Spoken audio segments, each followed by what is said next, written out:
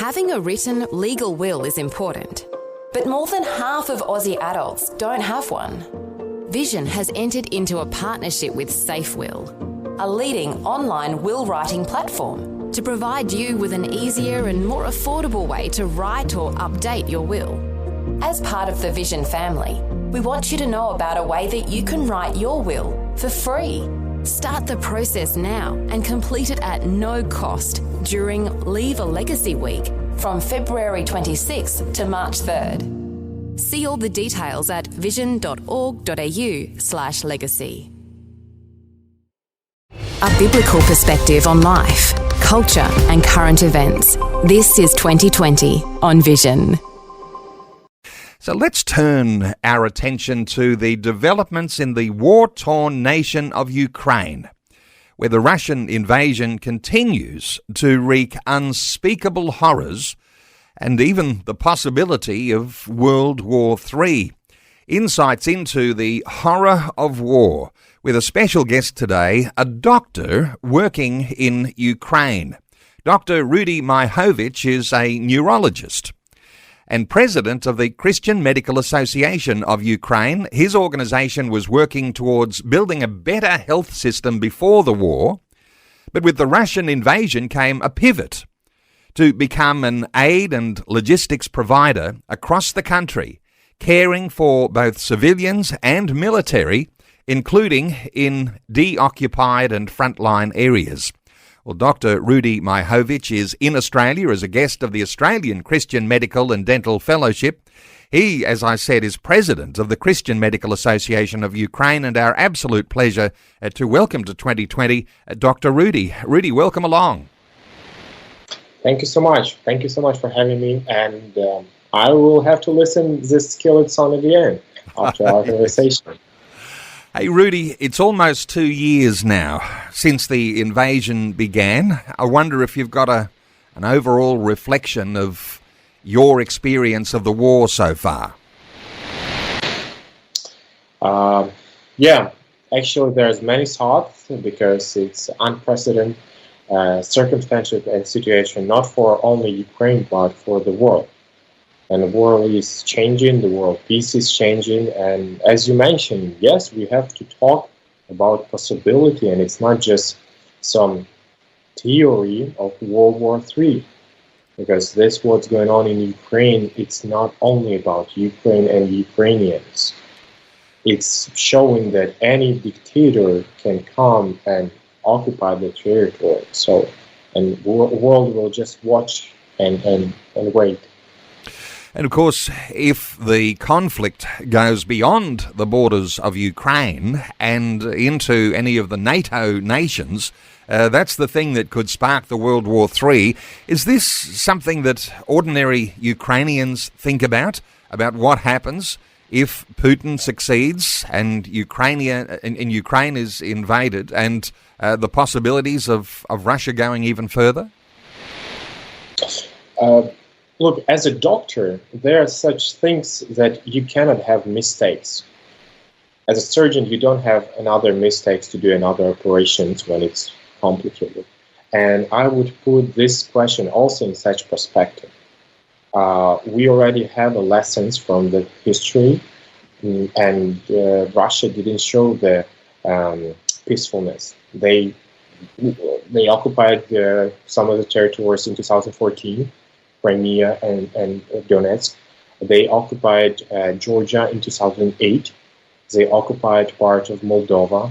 They had a war with Chechen. Also, we're covering the terrorist attack, but if you're going to learn more in details, everything what was going on, it's about just occupation.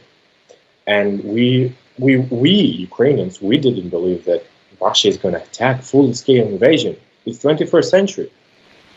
What's the point? But it happened. And we can see from their propaganda television, they already talking that they are fighting not with Ukraine, but with NATO. And in social polls, the biggest enemy is NATO, not Ukraine. So World War III is as close as the Russian attitude to the war which is not just about the occupation of Ukraine, but, as you say, war with NATO, all of those different states that are a part of the NATO states. Let me ask you about your role as a doctor. With all of the bloodshed, the injuries, I wonder if you've got a reflection on what your role has been over these past 2 years in your position as President of the Christian Medical Association of Ukraine. So since the first day, I had to stop my practice and work as a president of CMA because I've been more useful in this position. And by God's mercy, we've been able to bring goods for more than $150 million worth. It's roughly. It's an other amazing thing about education, and I can bring more changes and good on this position than just to be a doctor. And yes, definitely we see the amount of injury and patients is just enormous. It's not a COVID, it's something that we have never faced. And world, we have a great work and collaboration with plastic surgeon from the States, one of the best plastic surgeons in the US. And they are coming to operate on war injury, and they're facing the trauma that is horrible and so complicated, so difficult. So yes, it's been massive. So what you're saying is that there are doctors, there are surgeons who are coming into Ukraine and let's say from different places all over the world because they recognise the need is so strong there.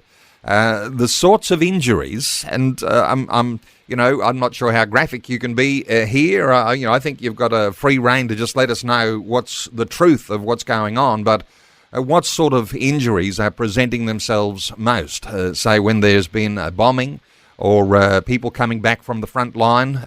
What sort of injuries are you dealing with?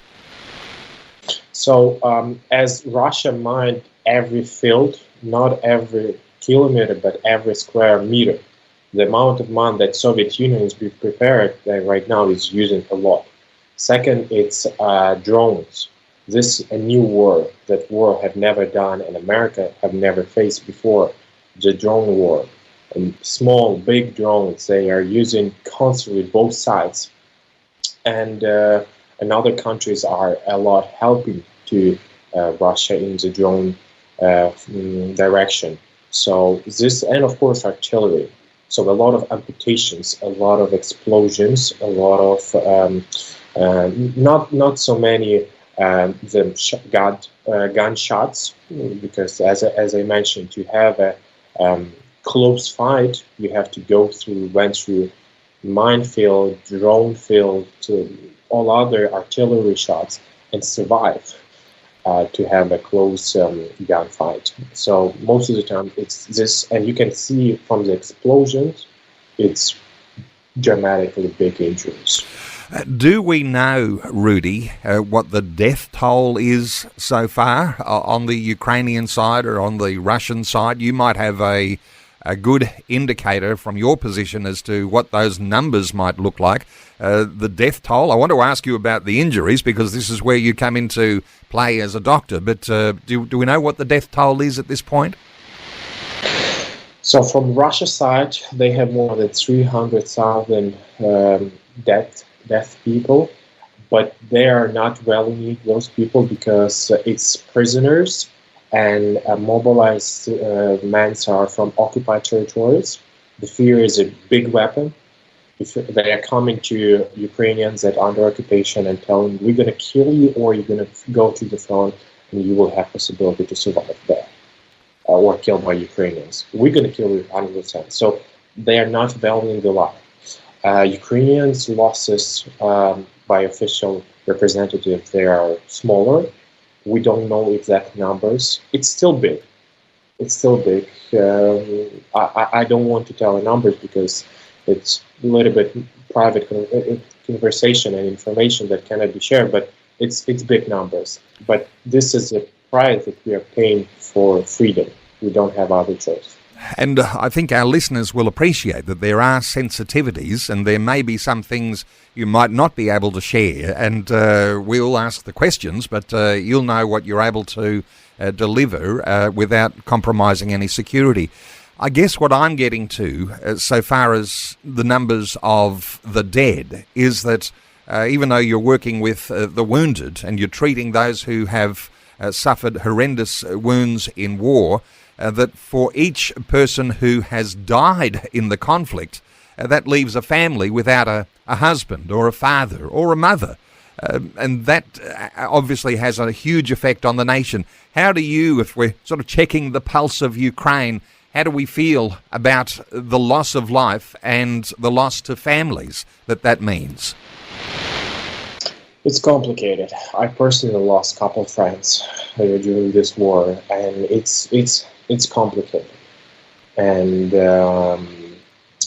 I just yesterday there was prison exchange with people from Ukrainian soldiers that had been captured in Russia, on Russian soldiers.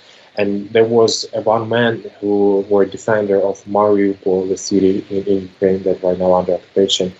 And they were fighting together with his wife. And they had 2 children, 2 daughters. And the wife was released faster, like a year ago, from the capturedness. And the husband was released yesterday. But when he made a call to his daughter or to his family, he discovered that rocket a couple of months ago hit into Dnipro city and killed his wife and younger daughter. So right now he released soldier, and you can imagine only by this story, when I was reading it just broke my heart. And we have similar story when rocket trapped in the building and killed daughter, child, and wife, and father went to army and also died with the time. So it's absolutely crazy. These are tragic stories, and as you say, you've personally lost friends. As I understand it too, Rudi, you also lost a pastor of recent times. Was it your pastor that was killed?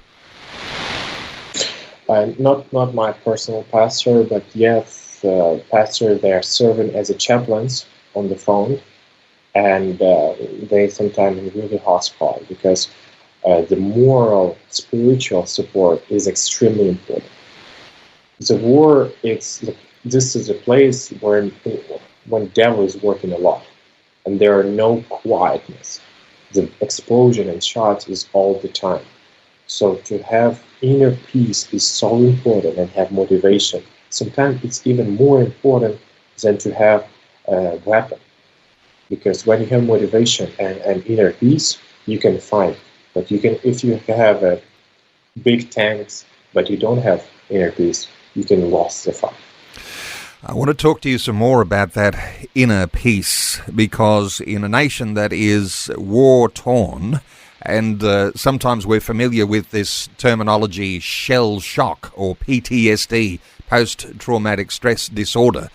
People are suffering dramatically, and I do want to ask you about that inner peace, because when we talk about our Christian gospel and the power of God and the strength that can come when our relationship is right with Him, I do want to pursue those with you.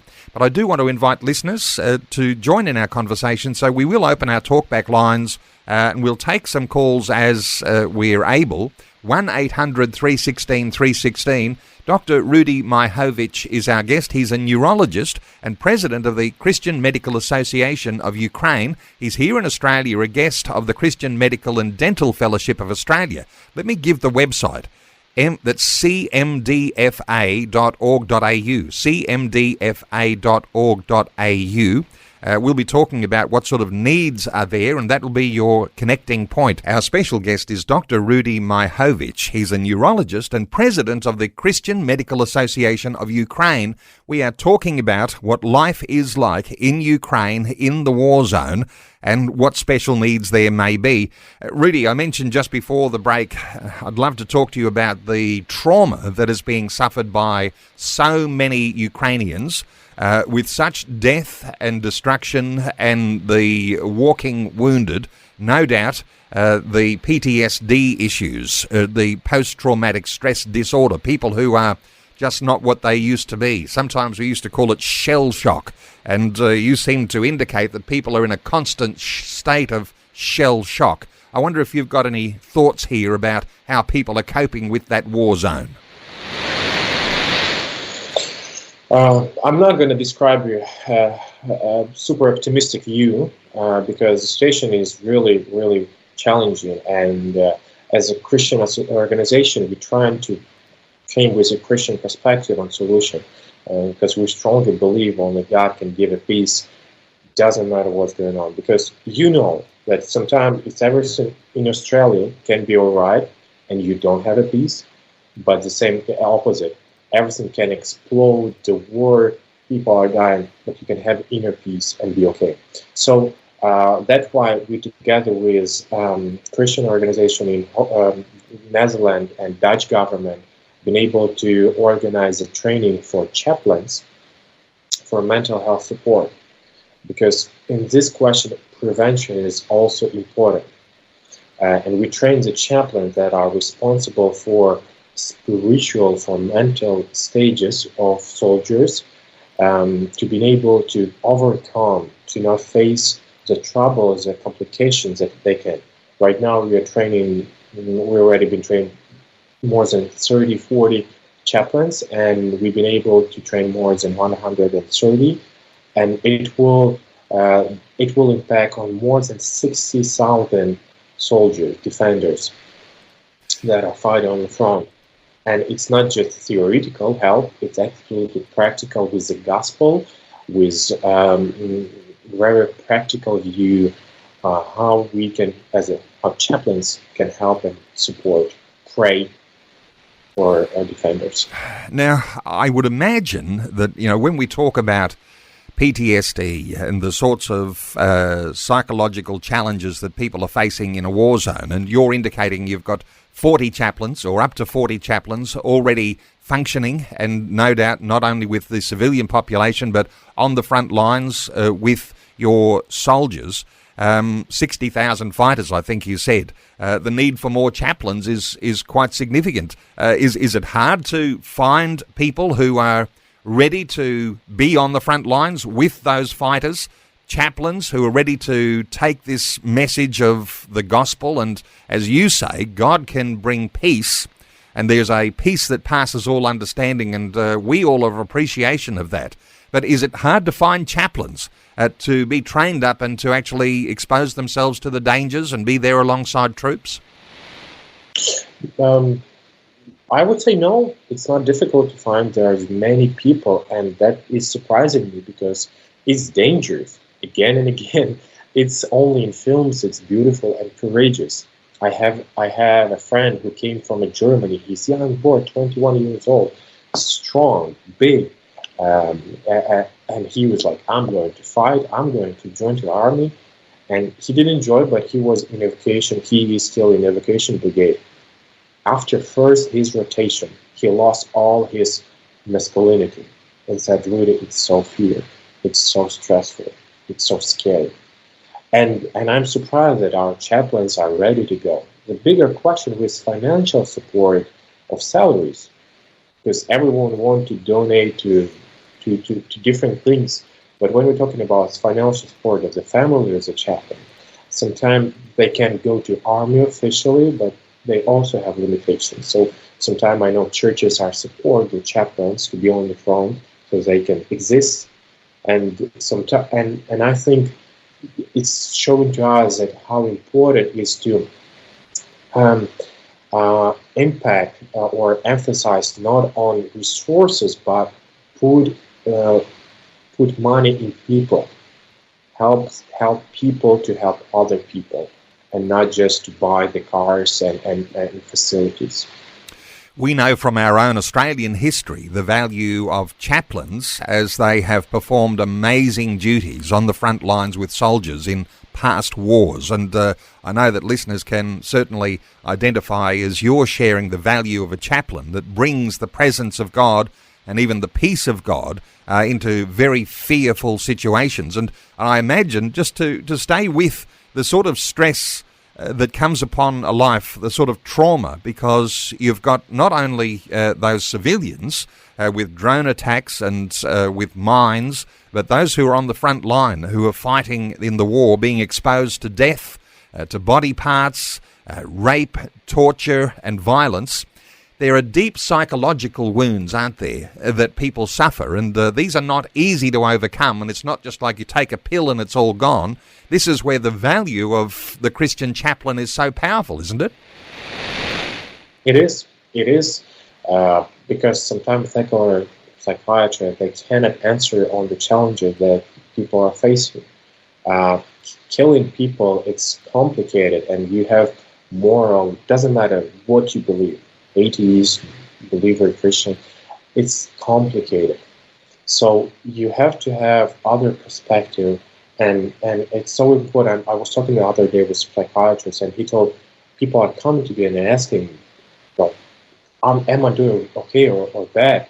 Because I don't want to kill people. And one day, why I'm telling that we are not just fighting with some Russia, we are fighting for good, for democracy. I was talking with a soldier, and he showed me the video of one of the attacks that they were doing. And at that fight, this Russian soldier killed one of the Ukrainian soldier, but Ukrainians got injured, the soldier, and they started to give him first aid. I was looking at video. It's not just some story, fairy tale. It's a video, and I was asking, how are you in such fight was able to find a humanity in you, inside of you, and give medical help to this soldier? He just killed your friend. I am, as a Christian, I don't know, would I have such a love and care about my opponent? And he told me, Rudi, if I would not do this, I would not forgive myself. And it's so important in such evil place to not lose humanity, and to see even in those opponent, aggressor, still see what you can. Because if we would continue to fight, yes, I would kill him. But he gave up, he gave his weapon away, and I tried to give him help. Rudi, before we get into some other significant areas of what's developing, let me ask you about the biggest needs that you have as a Christian doctor. What are the things that you're facing right now, so far as whether it's physical needs, or we talked about, more doctors coming from around the world and participating in doing some work there in Ukraine? In your mind, what's the biggest need? I think the biggest need for Ukraine and CMA, we ask you, change the perspective on looking at us. From helping to standing with us. From a position like we are holding hands for you, like to position we are want to succeed a common good outcome. What does it mean? So we need not only just a help, like some donations, money or in-kind donations. We need that you're be interested in how it was spent, control it. Not only to CMA, but all other, we asking all other organizations, charities and government, help us to be better. And it means sometimes education. It means sometimes come to Ukraine and do operations together, train, because in such way, firstly, we will both be beneficial. You will learn something from us. We will learn definitely something from you.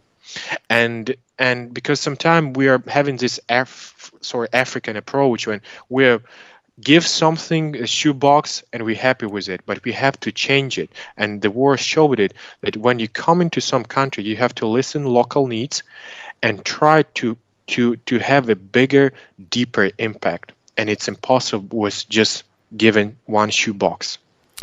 So you can be actively involved in supporting efforts in the war in Ukraine by standing alongside the Christian Medical Association of Ukraine and making that a focal point. So any one of us here in Australia, and particularly those, I guess, with a focus on any areas around medicine, and caring for people who are deeply injured. Those are the sorts of people who are going to make the biggest impact, but ordinary people can stand alongside you as well.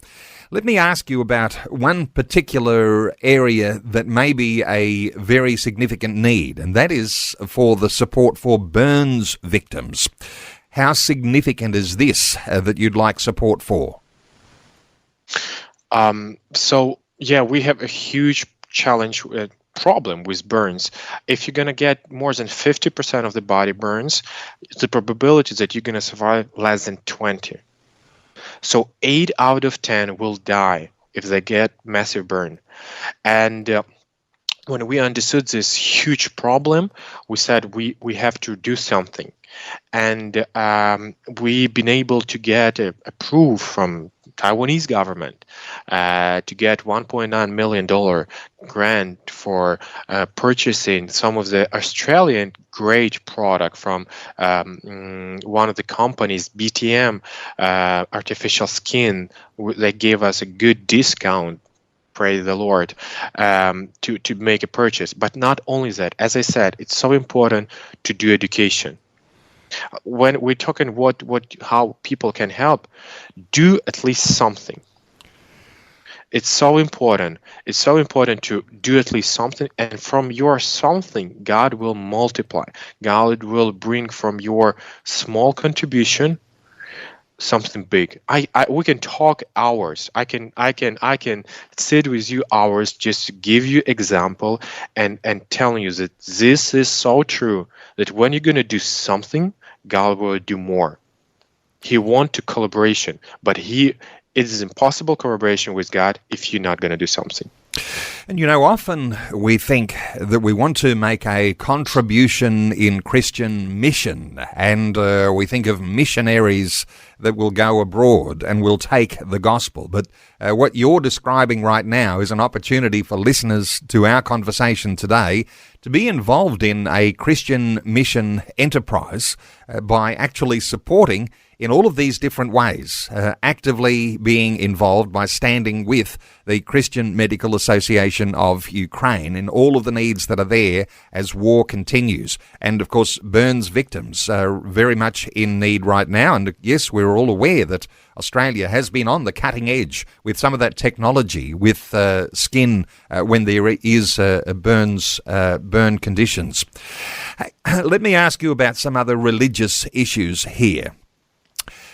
Religious freedom in Russia. And from my understanding here, Rudi, you've been called on from time to time to correct some of the misperceptions that people have about religious freedom in Russia under President Putin and in occupied territories. How do you see the church and religious freedom in Russia and what's happening in those nations? Thank you so much for this question, because this is one of the topics that is hardly ever discussed. In democratic West, the people like to think that Russian, they are standing for Christian values against LGBT, abortion, and all other questions. But first of all, Christians are this faith that we need. Is this a Christian faith that we are looking for, our values?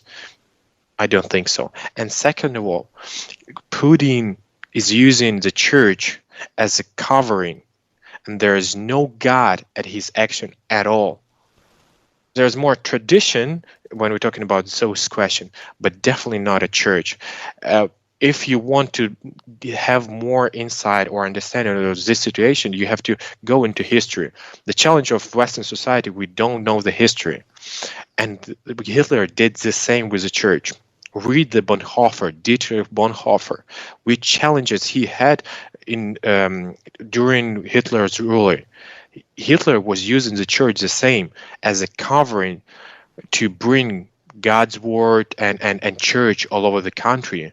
And he was fighting with atheistic Soviet Union, covering the church, but truly it wasn't the church. They changed the cross on Hitler's swastika. The same in Russia. It's not a Orthodox Moscow church. It's Orthodox Putin church that been covered. He's blessing. They praying for under rockets. He's using a system of priest on Ukraine as a spies. So sometimes you can hear that the Ukrainian government is taking those Russian Moscow Orthodox priests and put in the prison or close their churches, not because we don't have religious freedom. No, we can talk. I'm telling you, we have so much freedom, sometimes it's too much. And you can believe in whatever you want, but you cannot be a Russian spy. And I was thinking, why Russia on occupied territory have approach to Protestant pastors like they are American spies? Because they do it the same in Ukraine.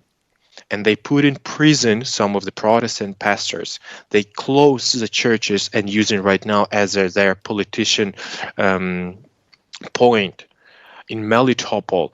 And we see how church, especially Protestant church, are being closed. And yes, it's obvious fact that we can see and we can research and prove. So when Putin is using the church as a covering, as you say, this is an interesting thing, and you are reflecting on history too, that when the church cozies up to leaders, the leader then uses the church. And when you describe the Russian church, the Orthodox church, as the Putin church, what you're saying is that the church is under the control of Putin, and that's why a separation of church and state needs to be a necessity. And when you've got priests then considered to be spies, particularly on the Protestant side, so if you're not in the Orthodox church, the state-run church of Putin, then you might be considered to be a spy, and so Protestants then become the outliers. They become the ones who are to be skeptical about. So when we talk about this separation of the church from the state, is there any hope, do you think, for the Russians to be able to get that separation back, or are they too far under the thumb of President Putin? Oh, I want to have hope. I want to have hope, and without hope, you just will give up and stop to do something. And especially, I believe in the church. I believe the church is not the hand of man's. It's the business of God. It's his job and his creature, and he will take care. And as Hitler was punished by using the church as a covering for his propaganda, I believe that Putin is also going to be punished by that, not by people. And people didn't kill Hitler; he killed himself. God will do the justice. The question: what is going to do the church in that time? Will we help God, or we will be passive? Well, let's get back to some of the issues around the challenge of all of the destruction that's going on, certainly throughout many parts of Ukraine. Caring for the wounded, which is what doctors do, caring for the wounded. As I understand it, that's getting harder and harder too, because just a month ago, an ambulance was hit by artillery fire. This sort of thing is a constant, ongoing concern when you're trying to care for the wounded? Yes, all the time. Unfortunately, they are hunting for the ambulances, because if they're going to kill the medic, they will able to kill or injured 4 more other soldiers. Because when you find it without medical support, you are more afraid. You're going to get injury. You're not going to be given professional help. So they are hunting for medics. We were surprised by this. It's 2 too awful. But when we were talking with people that were fighting with the Russian army in Syria and other countries, they said it's a normal practice that Russian army is using. They always try to hunt the medics, paramedics. So yes, thank God this my friend that he survived. He been under rehabilitation, and right now he come back to the front as giving help as a medic. Please continue to pray for him, because it's very devastating and complicated area, and he needs mental support, spiritual support. That God be with him. Interesting, isn't it? Because we often will think of the medics and the paramedics, pardon me, as being in some ways neutral. But as you say, the Russian forces are targeting medics and paramedics, and hence you've got that evidence there with the Ukraine being hit, with the ambulance being hit by artillery. Let me just ask you, Rudi, something a little more personal, because you remain a civilian at this present time. And for listeners, I know listeners will be very surprised to hear that you are only 28 years old and you're leading this medical association there in Ukraine. But you remain a civilian now, but there is some risk that you yourself could even be conscripted to serve as a soldier. How does all that work? Yes, I can be recruited to army and serve in army, and this is our reality. And for me, it was a big question: what should I do? Should I stay in the country? Should I leave? What should I do? Of course, I can be recruited as a doctor and help as a doctor, but for us, it's right now everyone. The difference, look, the big difference between democracy country and totalitarian dictatorship countries. Democracy countries, they always they want to have a motivation and all other. The dictators country, they're not asking about motivations. They just telling you, we're going to kill you or you have to go to the front. And this is a difference. And this, I think, sometimes, and even I'm thinking, maybe people are thinking about our organization, oh, Rudi, it's not so bad. People, it's even worse than that I can describe you. Sometimes even I don't know all awfulness of what's going on about raping children, men's captured soldiers, killing. It's horrible. And I'm weeping and asking people to join, to help, not because of Ukrainian, because I'm telling you, if you're not going to stop evil in one place, it's going to spread as disease all over the world. And this is what I'm afraid. We will pay for our freedom and our land. But I'm telling you, you will also pay if you're not going to do something right now to stop the evil. Everyone, it's all over the world. We can see it in Middle East, Israel, in Taiwan and China. It will happen if we're not going to stop right now.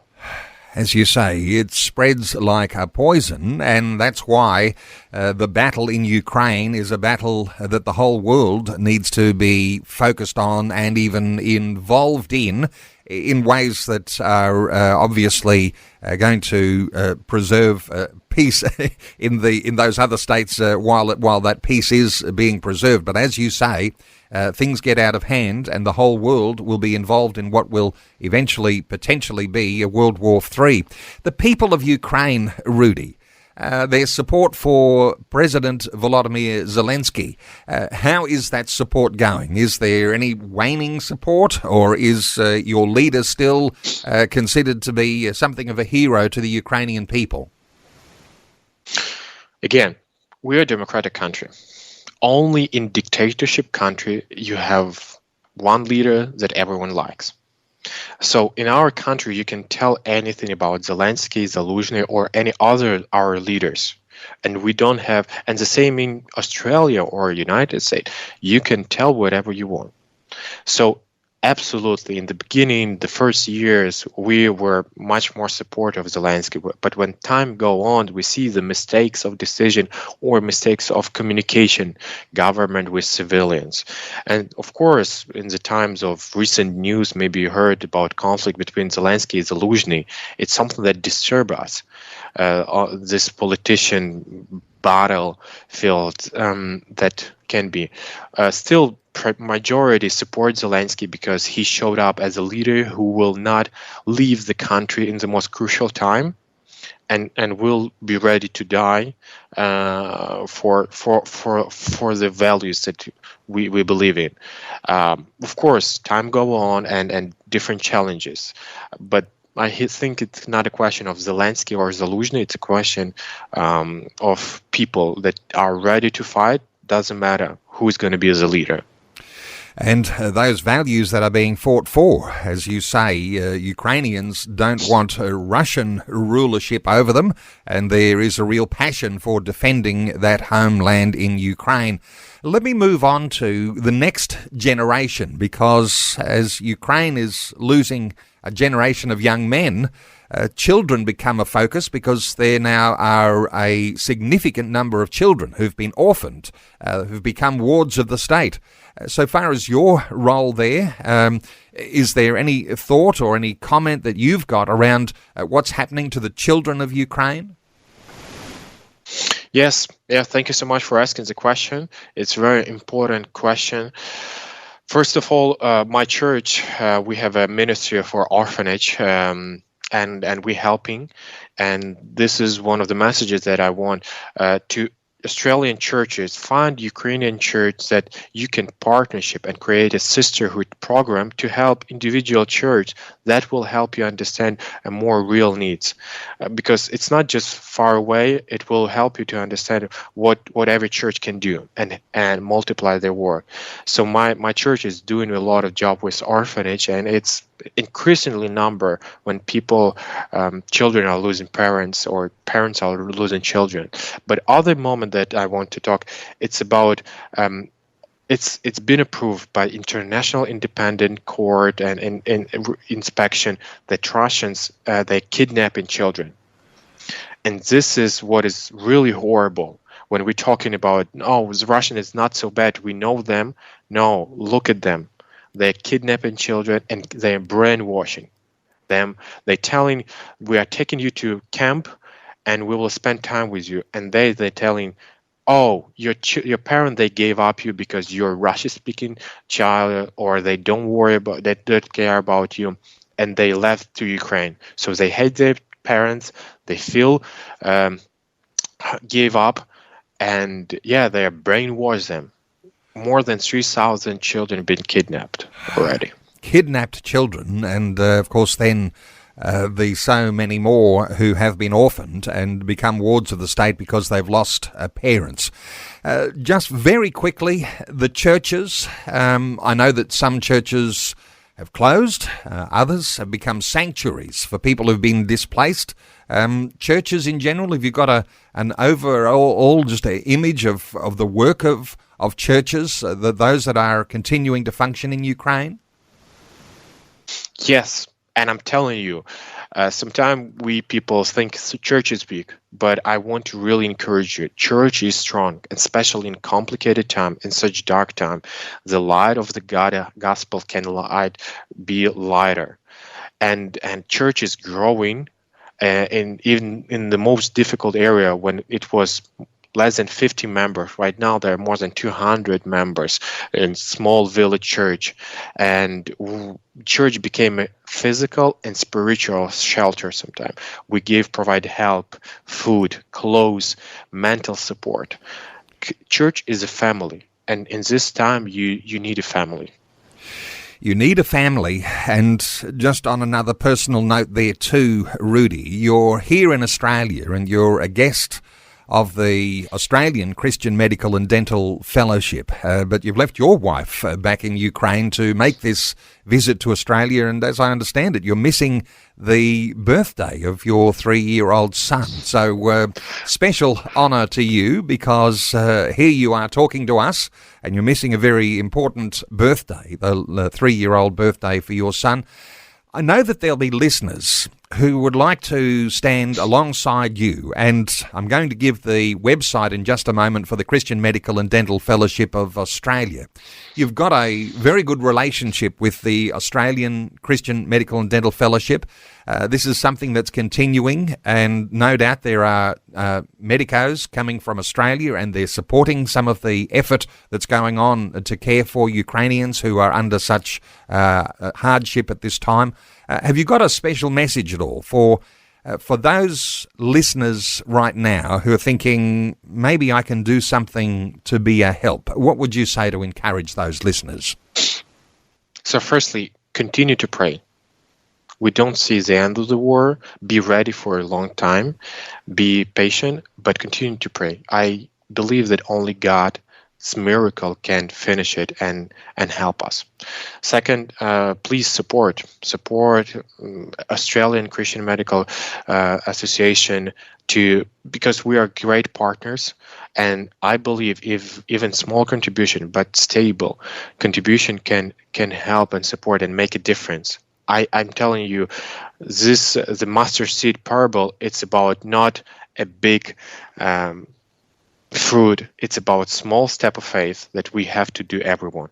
And with small step, it's going to be big changes. I saw it, and I can prove you it. And third, do something.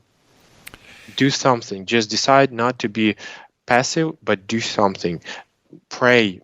Text to Aaron Crocker, that wonderful partner to us. They've been praying for us for a long period, and I'm extremely grateful to them, and especially to Aaron.